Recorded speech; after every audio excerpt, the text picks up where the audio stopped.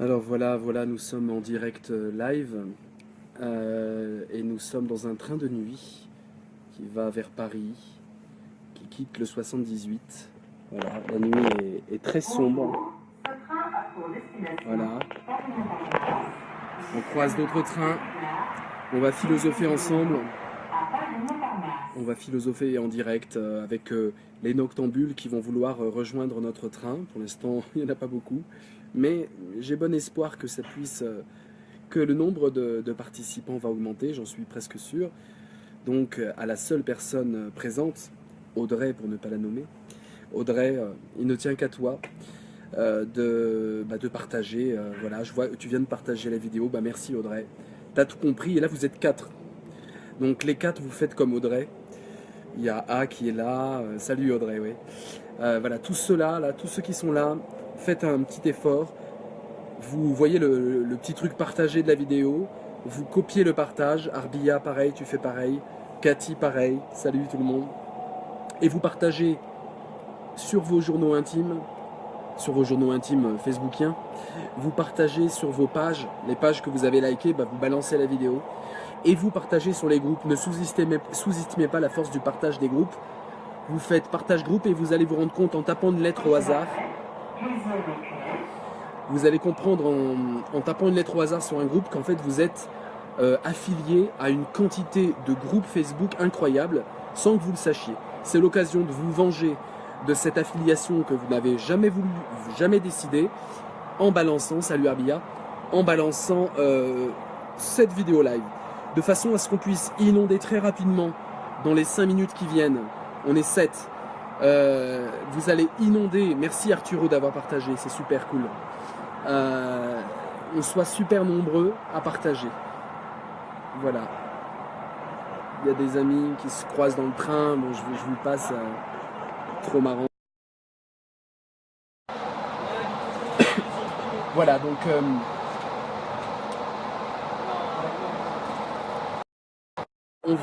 On va partager, puis on va surtout philosopher. Le but du jeu, c'est de philosopher tous ensemble. Je les regarde parce que je veux pas déranger les gens. Voilà, mais je pense qu'il n'y a aucun problème. J'ai demandé déjà au premier mec qui était là.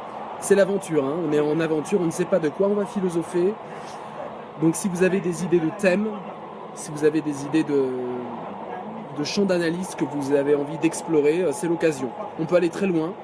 Si vous êtes en train de vous casser la tête sur un problème, si vous avez des problèmes personnels, des problèmes existentiels, des problèmes spirituels.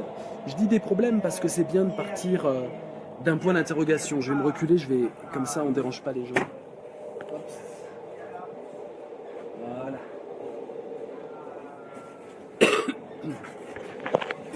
Voilà mes amis. Alors, j'aime bien être de l'autre côté. On a ses habitudes.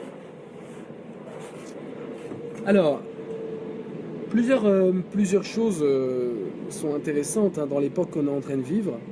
Donc partagez, n'hésitez pas, faites comme Arturo, faites comme Arbia, qui vient de le faire à l'instant. Partagez à fond la vidéo en disant venez les gars, vous faites rien samedi soir, on va philosopher pendant vraiment 40 minutes ensemble. Et on peut aller loin et puis voilà, c'est amusant. Donc oui, il y a plein de choses qui devraient nous préoccuper aujourd'hui.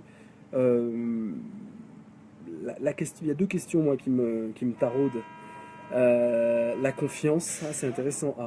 Dans quel sens tu vois la question de la confiance? Essaye de préciser en quoi la confiance ça résonne. Est-ce que c'est la confiance interrelationnelle? Est-ce que c'est la confiance dans le monde, la confiance dans la vie? Voilà, essaye de préciser la question. Pour moi, les 2 choses, c'est vraiment la notion de vivre sa vie comme une œuvre d'art. J'ai vraiment l'impression que de plus en plus on est esthète et on a envie d'avoir une belle vie.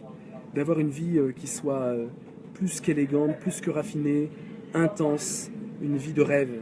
Et les gens, ils sont de plus en plus, j'ai l'impression, avec ce souci d'une vie en cohérence avec leurs valeurs. Donc qu'est-ce que c'est une vie intense, une vie de rêve? C'est vraiment une réflexion. Après les conférences, je vois vraiment que cette question arrive souvent.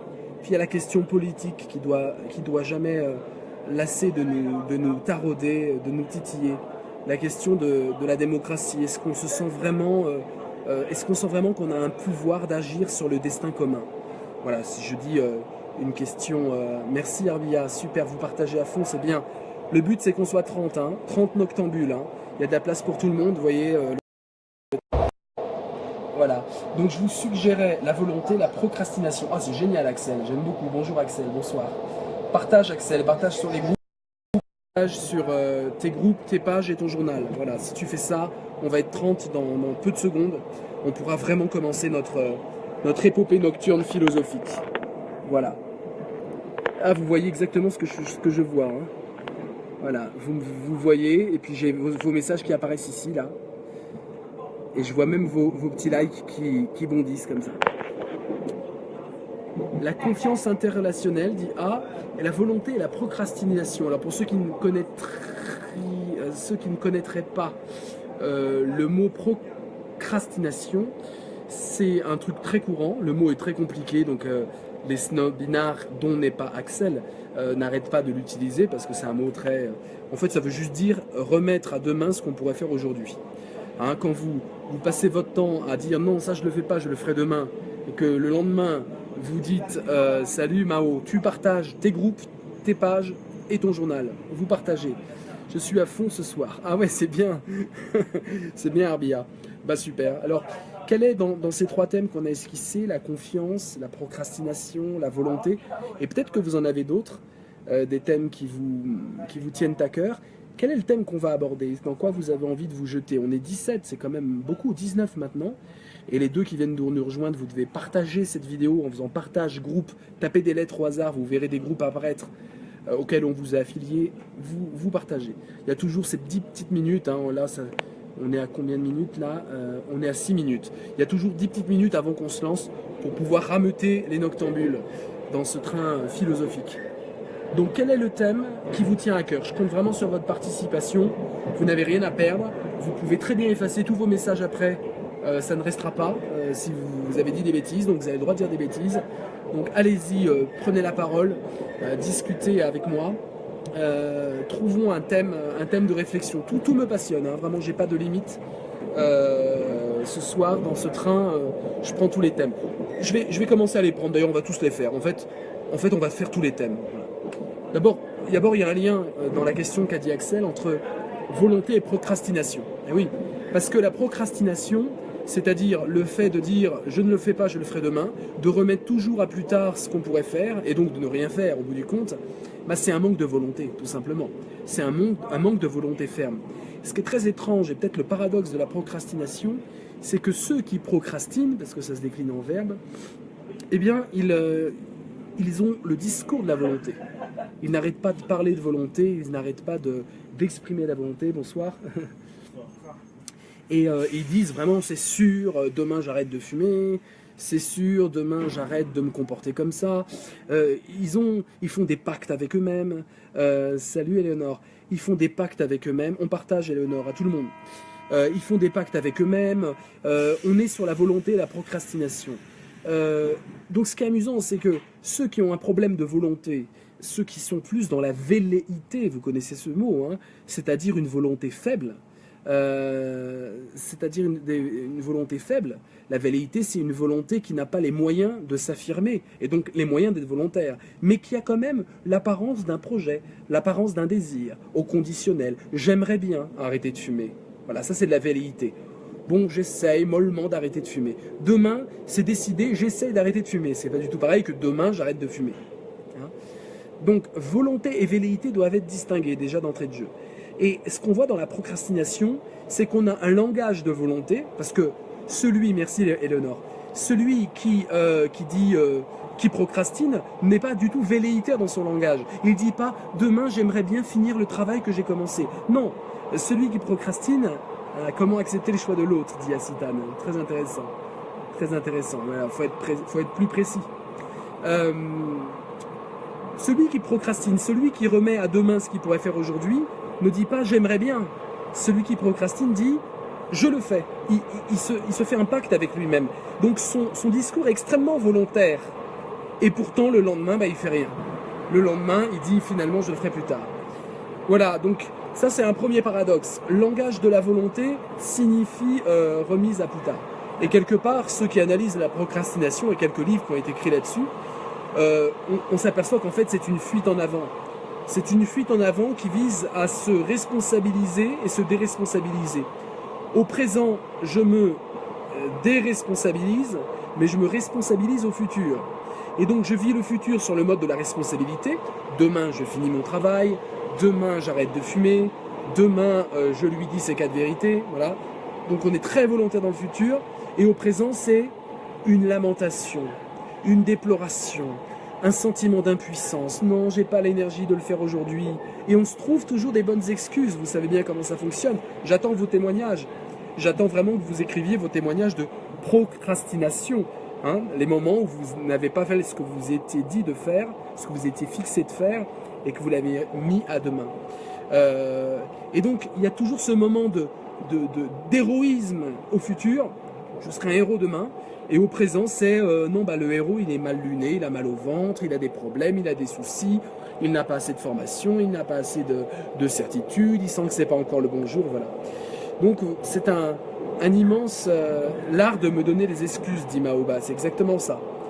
Le procrastinateur, c'est celui qui est un génie pour s'inventer des excuses, des décisions qu'il a prises la veille et qu'il n'applique pas au jour. On est plus ou moins conscient du piège, oui, ça c'est sûr. Ça va être dur, c'est tous les jours, ouais. Alors, j'aimerais vous poser la question, puisqu'on philosophe ensemble. On est 23 et vous devez tous partager, je le redirai jusqu'à ce qu'on soit 30. Partagez les groupes, les pages et le journal. La question que je vous pose, j'aimerais que vous répondiez. Quel est l'objet pour vous central de la procrastination? Est-ce que c'est arrêter de fumer? Est-ce que c'est autre chose? En quoi vous procrastinez? Quel est l'élément? Alors si vous ne voulez pas raconter votre vie, vous pouvez être flou dans votre réponse. Sinon, on est ensemble, c'est la nuit, hein, personne ne nous regarde. Donc allons-y, hein, allez-y, balancez les dossiers. Quel est l'élément qui fait que vous procrastinez? Quel est l'élément qui fait que vous n'arrêtez pas de vous fixer des défis, des challenges, que vous abrogez le jour venu, le jour où il faudrait les réaliser? Mao dit, moi c'est le permis. Le permis de conduire? Le permis de conduire, c'est-à-dire manger sain. Ah ouais, ça c'est bien, Salomé. Salut Salomé. Ah oui, très bien, manger sain, ça, on est tous là-dedans. Manger sain, faire une diète, faire un régime. Ah oui, il y a tout le registre de la nourriture qui est quotidienne et qui est de plus en plus soumise à des lois diététiques, des lois de bien manger, des lois de manger sain, manger bio. Et plus on va normer, mettre des normes, mettre des règles dans la nourriture, plus on est capable de procrastiner. En fait, j'ai l'impression que c'est un des ressorts secrets de la procrastination, c'est que on norme à outrance quelque chose, une décision. On ne se contente pas de dire tiens, je vais faire ça, on dit je vais faire ça dans telles conditions, de 8h du matin à midi, à partir de 16h j'arrête tout. Alors là, il y a plein de monde qui monte, mais on va continuer, hein, mais je vais chuchoter, j'espère que ça va aller. Waouh, c'est Versailles, c'est l'invasion. Alors, je pense que ça va aller. Excusez-moi, je fais une vidéo live, est-ce que ça vous dérange de m'entendre parler ou pas? Sinon je me déplace. Ça va? D'accord, merci, c'est gentil. Ça vous dérange pas qu'on soit derrière? Non, pas du tout, c'est la philo. Donc, tout va bien, on peut continuer, je vais pas hurler non plus. Alors, donc oui, la diététique, c'est vraiment un objet immense de procrastination. Donc je disais un truc qui est... Là, on avance vraiment sur le sujet, hein. Le procrastinateur, c'est celui qui va mettre des normes, des règles. Il va se mettre un régime strict, un régime au sens d'habitude paramétré, extrêmement strict, pour pouvoir justement jouer avec au bout du compte, en étant souple, puisque c'est lui qui fixe ses propres règles. Du coup, il peut très bien les changer. Et donc, le procrastinateur, c'est un roi qui, au futur, donne les règles et qui, au présent, change les règles en se donnant des excuses. Donc l'idée de normativité, hein, cette capacité à fixer des règles, va à l'encontre de l'autonomie. Le procrastinateur, c'est celui qui perd son autonomie à force de règles. Ce qui est bizarre, parce que l'autonomie, c'est justement se fixer à soi-même ses propres règles. Sauf que le problème de l'autonomie, je me fixe à moi-même mes propres règles, ça veut dire que je peux en changer. Et donc on voit bien que la procrastination est une maladie de l'autonomie. C'est une formule intéressante. La procrastination est une maladie de l'autonomie. l'homme autonome, la femme autonome, risque d'affirmer, de suraffirmer son autonomie en procrastinant, c'est-à-dire en déconstruisant les règles qu'elle s'était elle-même fixées pour pouvoir s'arranger elle-même. Et donc dans un monde où on vante l'autonomie, on vante l'indépendance d'esprit, l'indépendance totale, au bout du compte, la procrastination est une sorte de trop dans l'autonomie. C'est presque une autonomie malade d'elle-même, malade d'excès. Ah, on va loin là. Je ne m'attendais pas à ce que en 15 minutes, on cerne le problème de la procrastination. Vraiment, cet exercice est passionnant. Audrey, pour le train quotidien et les tâches ménagères, le rangement c'est tentant de procrastiner. Oui, tout à fait, tu as raison Audrey. Alors là, oui, je range ma chambre, ça commence enfant déjà. Hein. Oh, je vis dans un bordel, je dois ranger ma chambre. Si on n'a pas des parents qui sont extrêmement stricts, ce qui n'est pas du tout peut-être le but, hein, mais le coup de...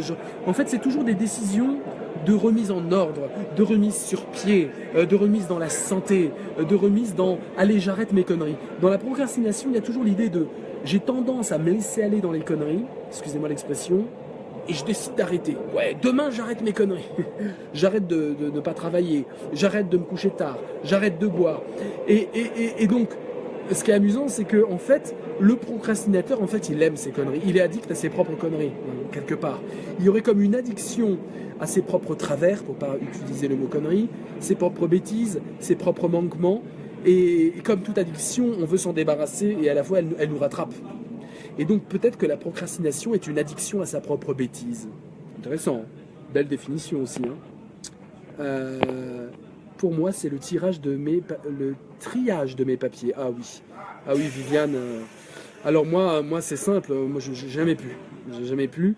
Et donc j'ai toujours été dépendant, donc non autonome à cet endroit-là. S'assure que les papiers, le rangement, le papier, tout ce qui est de cet ordre-là, d'organisation du quotidien.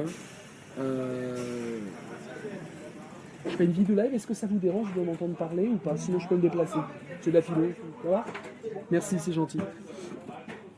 Alors, oui, donc moi pareil, hein, pareil. Donc dans ce cas, effectivement, il faut accepter, pour arrêter de procrastiner, c'est peut-être une solution, il faut arrêter, peut-être accepter, excusez-moi, de ne pas être autonome. Si la procrastination est une maladie de l'autonomie, si c'est une sorte de dérèglement de l'autonomie où je fixe mes propres règles et je les inverse et je les abroge, et peut-être qu'il faut dire non, là je suis vraiment pas autonome et peut-être s'en remettre à quelqu'un.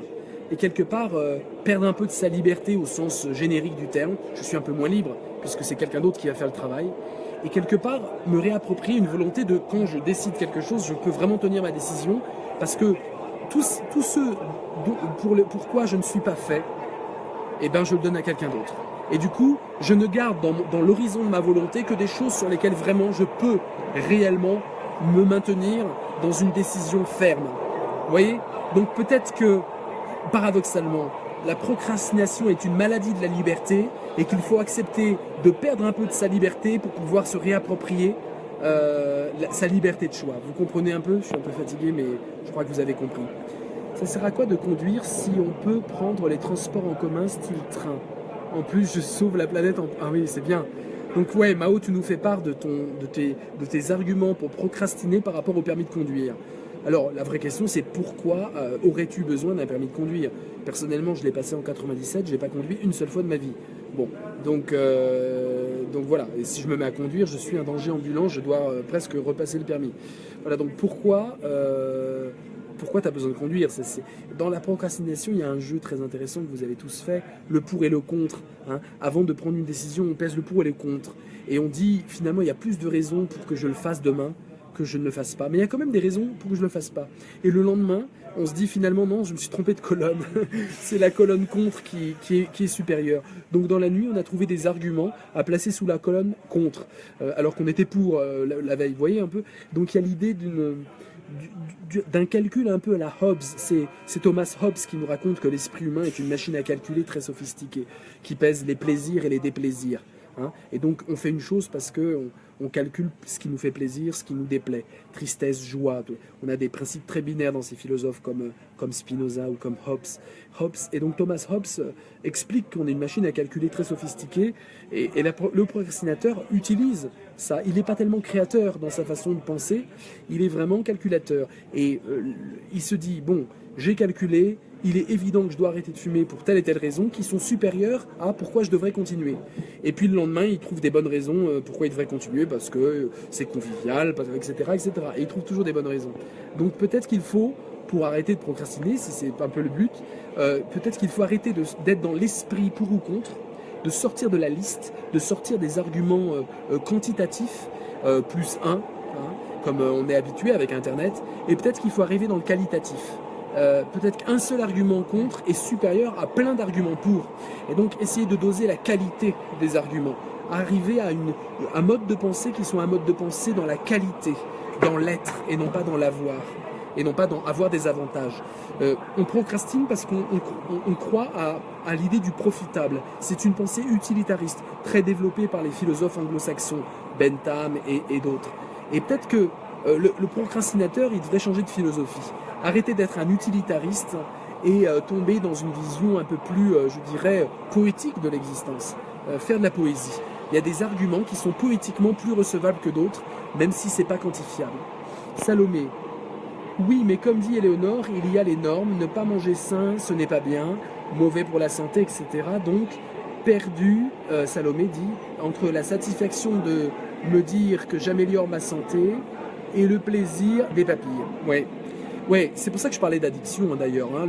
Le grand problème de l'addiction, c'est qu'on a un plaisir des papilles, on a un plaisir, en fait on kiffe, on adore, on a un moment d'extase, et on a du mal à renoncer à l'extase, même si elle est mauvaise pour notre santé ou contre une norme.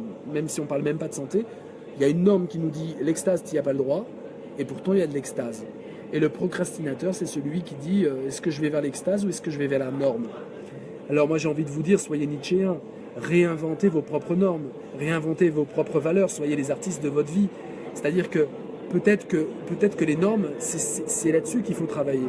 Et vous pouvez très bien changer les normes. Et les normes qui sont socialement admises, vous pouvez très bien les déconstruire pour vous faire votre propre système de normes. Voilà. Donc ça c'est vraiment important. Quand je travaillais sur Dipro, sur le test de valeur sur smartphone que je développe, qui est gratuit, que vous pouvez faire, qui scanne vos causes, hein, les causes qui vous meuvent tous les jours, c'est intéressant parce que vous pouvez localiser des normes qui ne vous vont pas. Elles sont là, vous les reconnaissez, vous dites oui, je suis soumis à ces normes-là, mais j'ai vraiment envie de travailler pour ne plus les avoir. Et le procrastinateur, au lieu de changer de philosophie, il se soumet à cette injonction des normes, et puis cette extase, ce plaisir qu'il a, et il n'arrive plus à trancher comme l'âne de Buridan, cet âne qui hésite entre l'avoine, le bol d'avoine à gauche, et le bol d'eau à droite, qui a soif, qui a faim, et qui finit par mourir d'inanition et de soif, puisqu'il n'arrive pas à se décider, il n'arrive pas à trancher. C'est un peu ça, le procrastinateur, c'est un peu l'âne de Buridan. Réinventer nos propres normes, superbe idée, oui, mais pas facile à dire, mais pas facile à faire. Alors tous ceux qui nous rejoignent, vous êtes très nombreux, partagez cette vidéo maintenant avec vos amis, sur vos journaux, sur vos groupes et sur vos pages. Allez-y, il faut qu'on soit 30, c'est l'objectif fixé. Faites philosopher tous les noctambules dans ce train philosophique. Et voilà. Vraiment, il y a du monde qui peut monter à bord. Salut Bolga, tu partages. Des fois chacun, et ça va être très sympa. Donc voilà, on est sur la procrastination, c'est Axel qui nous a lancé là-dessus. Et alors, vous m'avez pas tous répondu. Qu'est-ce qui fait que vous procrastinez au quotidien?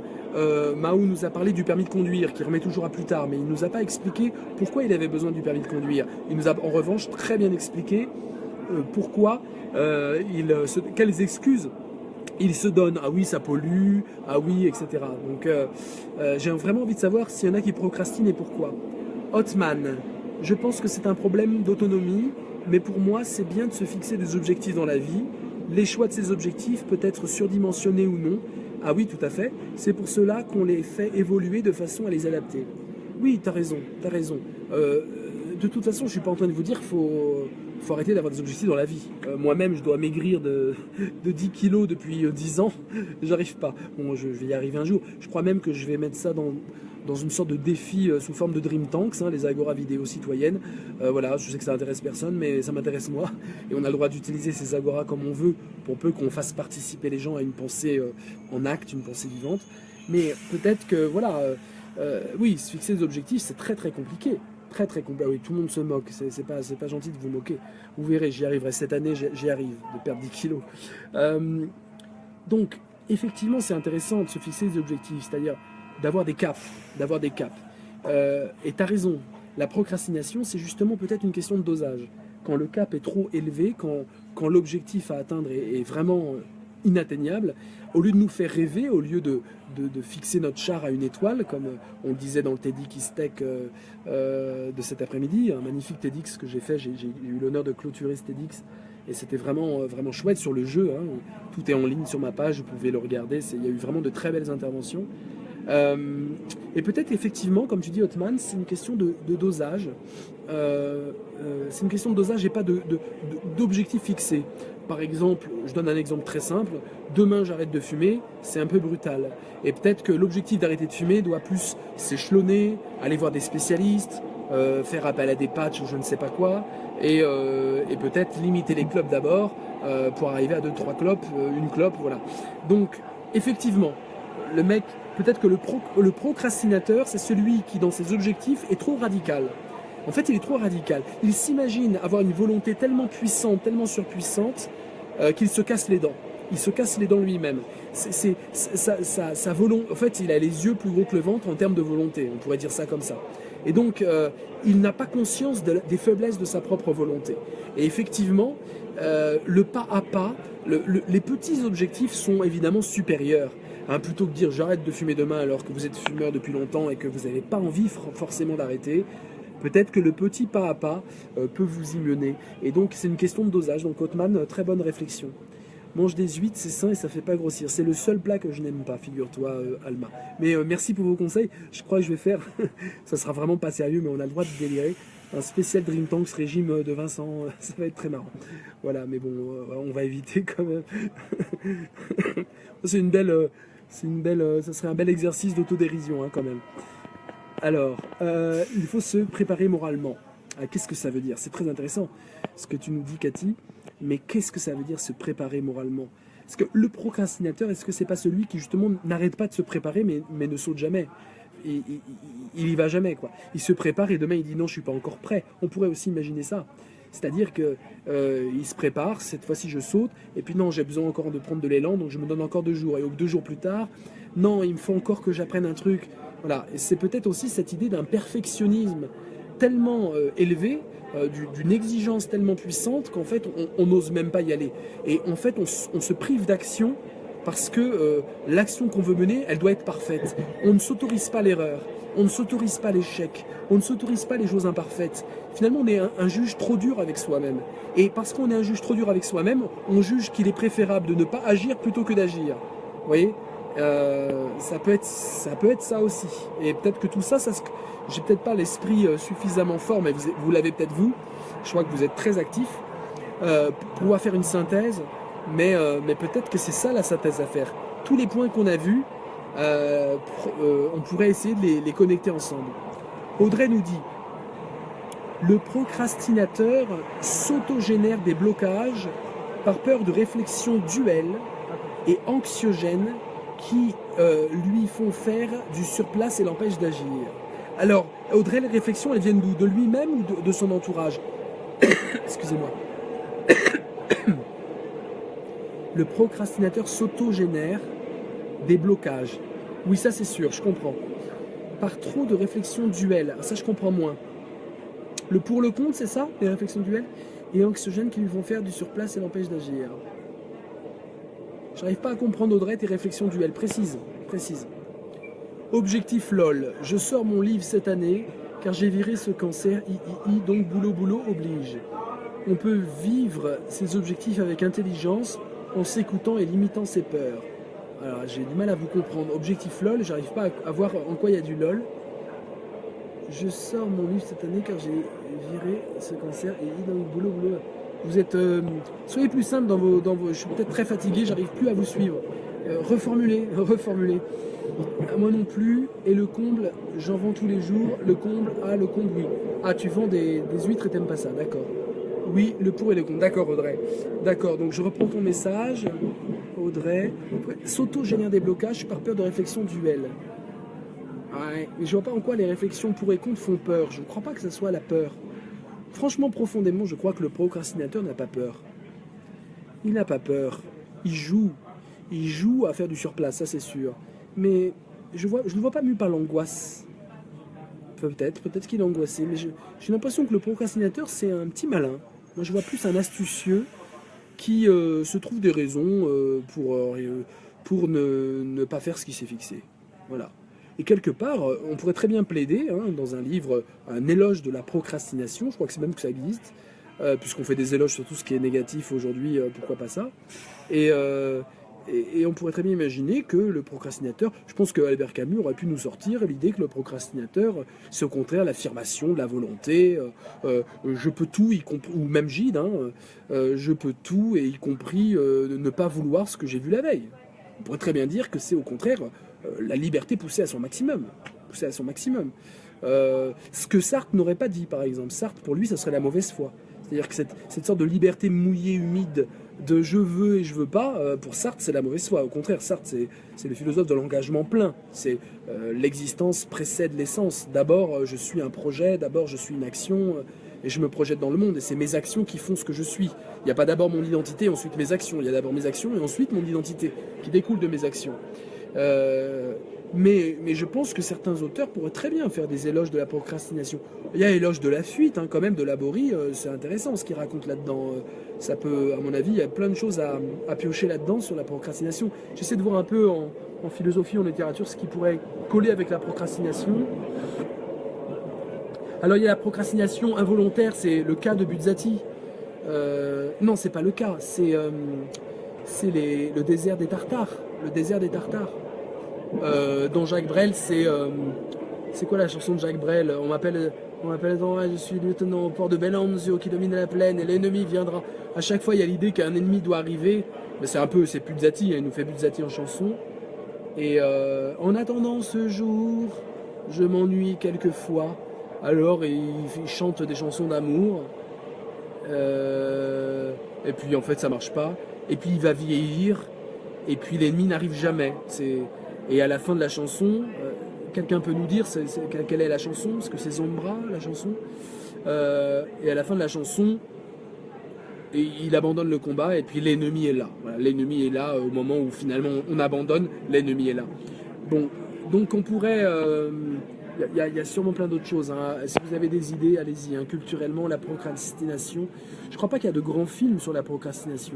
C'est dommage. Quel magnifique personnage de scénario ça pourrait être. Imaginez une série américaine avec quelqu'un qui procrastine tout le temps de façon pathologique, ça serait génial. Et je donne des idées à des scénaristes. Mais j'en vois pas. J'en vois pas. Procrastinateur, j'en vois pas. Dans Yes Man avec Jim Carrey, c'est un mec qui dit tout le temps non, donc il procrastine pas, il fuit en disant non. Puis à un moment, il y a un gourou qui s'amène et qui dit maintenant c'est la force du oui, vous devez dire oui à tout.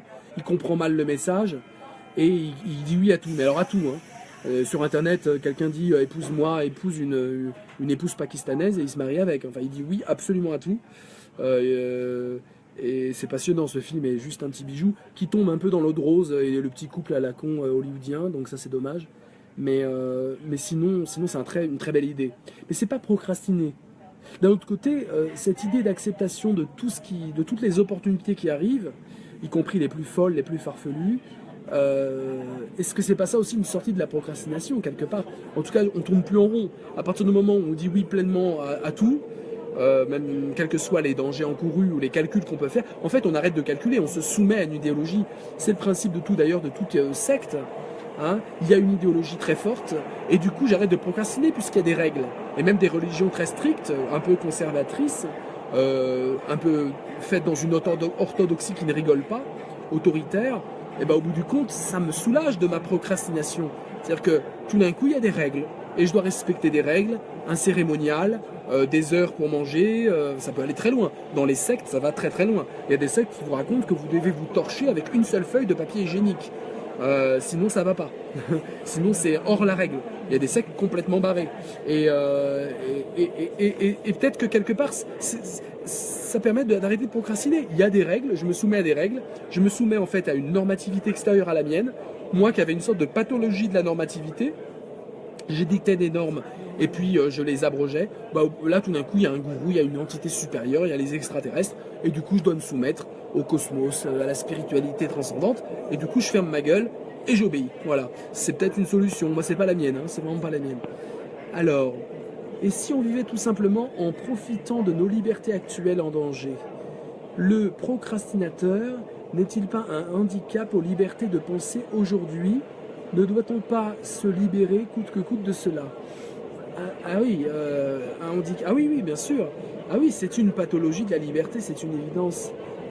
Mais vous n'avez pas répondu à ma question centrale et je vais arriver bientôt à destination.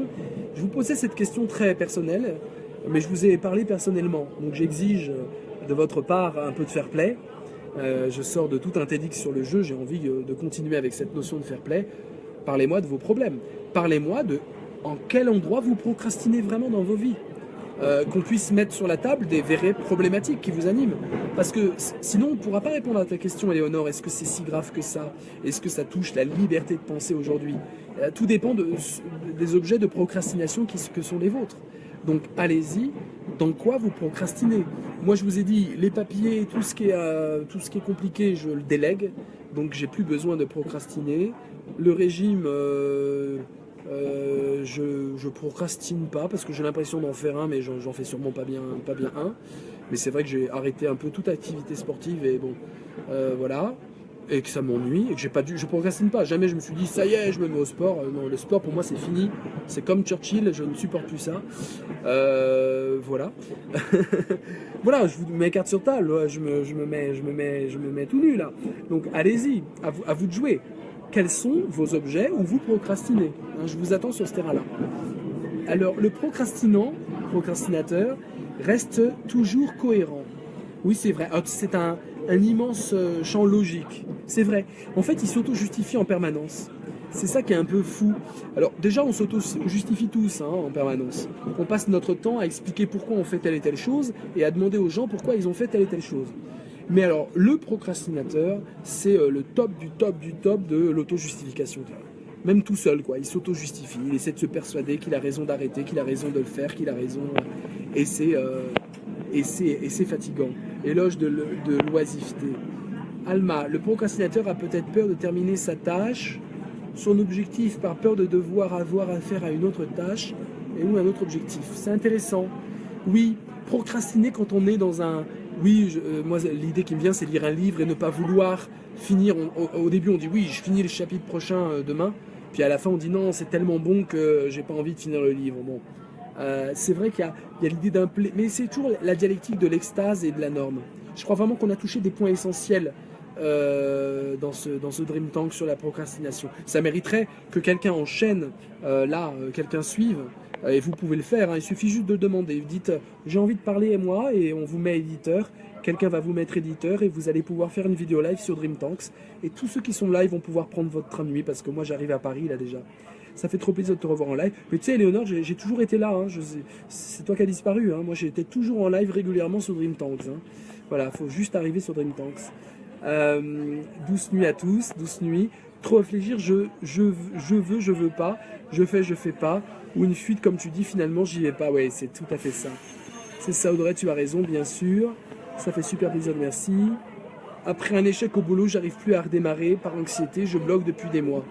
Eh ben dis-moi, Alem, il va falloir qu'on fasse un Dream Tanks pour te sortir de là.